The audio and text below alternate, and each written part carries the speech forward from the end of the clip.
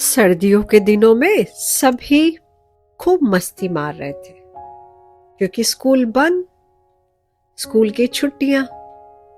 सब आराम से सो के उठते, फिर दिन में धूप में बैठते, शाम को कुछ ना कुछ भून के खाते। ऐसी सब मस्ती में दिन चल रहे थे।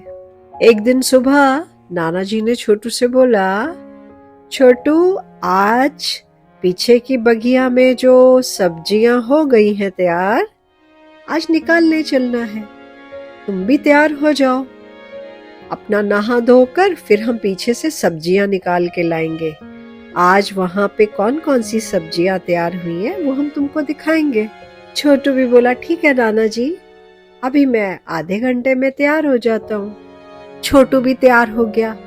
अब नाना जी ने खुरपी ली और रामू काका को भी बोला कि आप भी चलिए, और छोटू भी नाना जी के साथ गया। अब बगिया में एक तरफ की क्यारियों में गाजर, मूली सब तैयार हो गए थे, और एक क्यारी में गोभी के फूल भी तैयार थे। आलू भी कहीं सारा निकला हुआ था। अब नाना जी ने गाजर और मूली निकालनी शुरू करी और छोटू को बोले, जानते हो छोटू, इनको कंदमूल बोलते हैं। किस लिए? क्योंकि ये पृथ्वी के गर्भ में पैदा होते हैं।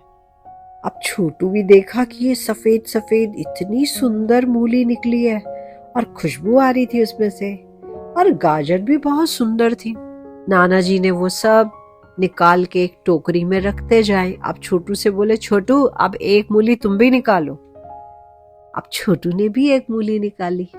इसके बाद साथ की क्यारी में जो ब्रोकली थी, ब्रोकली भी बहुत सुंदर, उसका फूल तैयार हो गया था।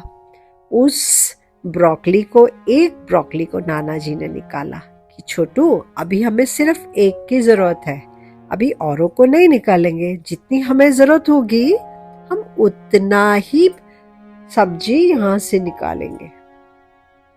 फिर नाना जी ने छोटू को दूसरी तरफ की क्यारी में जो एक बेल चढ़ी थी वो ले जाकर दिखाई। नाना जी ने छोटू को दिखाया, देखो छोटू, वो सफेद रंग के कितने सुंदर फूल खिले हैं और कितनी सारी सेम लगी हुई है।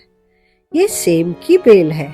जो चौड़ी सेम इतनी सुंदर सर्दियों में होती है, ये हमारे स्वास्थ्य के लिए बहुत लाभकारी होती है। अब नाना जी ने छोटू को टोकरी पकड़ाई और बोला कि छोटू, चलो मैं तुमको सिखाता हूँ। तुम इन सेम को तोड़ो और टोकरी में डालो। तब नाना जी ने पहले 2-3 सेम निकाली और टोकरी में रख दी। अब छोटू से बोला, अब तुम भी सेम तोड़ के टोकरी में डालो। छोटू भी धीरे धीरे सेम तोड़ के टोकरी में डालने लगा। छोटू को बड़ा मजा आ रहा था। क्यारियों में टमाटर भी तैयार थे, कुछ आलू रामू भैया ने पहले ही निकाल के रखे थे। वो छोटे छोटे बेबी पोटैटोज बड़े मजेदार। नाना जी बोले, तुमको आज शाम को ना इनकी सब्जी खिलाएंगे, बेबी पोटैटोज की। छोटू भी इधर उधर देखने लगा, कितनी सारी चीजें तैयार हो गई हैं सर्दियों में। एक क्यारी में पालक भी तैयार था और एक क्यारी में मेथी तैयार थी। छोटू कहने लगा, नाना जी, इधर पालक भी तैयार हो गया है। नाना जी ने बोला कि आज हम सेम बनाएंगे। जब हमें पालक बनानी होगी तब हम पालक ऊपर से काट के ले जाएंगे। अभी हमें इसकी जरूरत नहीं है। थोड़े से पत्ते नानी माँ ने पहले निकाल लिए हैं सलाद के लिए। छोटू को भी ये सब बहुत सुंदर लग रहा था। कितनी सारी सब्जियां हमारी बगिया में तैयार हैं। नाना जी बोले, बेटा, जब हम थोड़ी मेहनत करते हैं ना तो हमें शुद्ध सब्जियां खाने को मिलती हैं। जिसके पास जितनी जगह है उसे वहां पे तैयार करनी चाहिए। अगर जगह कम हो किसी के पास तो वो बेल तो आखिर लगा ही सकता है एक बड़े से गमले में, और जिसके पास जगह है वो क्यारियां बना के गाजर, मूली, शलगम सब कुछ लगा सकता है। ये सर्दी की सब्जियां कितनी लाभकारी होती हैं। और देखो छोटू, इधर चुकंदर भी तैयार है, शलगम भी तैयार है, धीरे धीरे हम इन्हें भी निकालेंगे। छोटू ये सब देखकर बहुत खुश हो रहा था। अब नाना जी ने छोटू से पूछा, कितनी सेम तुम्हारी निकल आई है? छोटू ने टोकरी दिखाई। नाना जी ने कहा, ठीक है बेटा, तो हम सबके लिए इतनी सेम बहुत है। अब वो लेकर के सब आंगन में आ गए। अब नानी माँ ने सारी सब्जियों को खूब अच्छे से धोया। फिर नानी माँ ने एक मूली छिली और उस पे काला नमक लगा के प्लेट में रख के सबको बोला कि ताजी ताजी मूली खा के देखो। सबने एक एक लंबी स्लाइस मूली का लिया और सब एंजॉय करने लगे। ऐसे ही नानी माँ ने गाजर भी छील के सबको दिया। नानी माँ बोली, देखो ताजी सब्जी का स्वाद ही कुछ और होता है।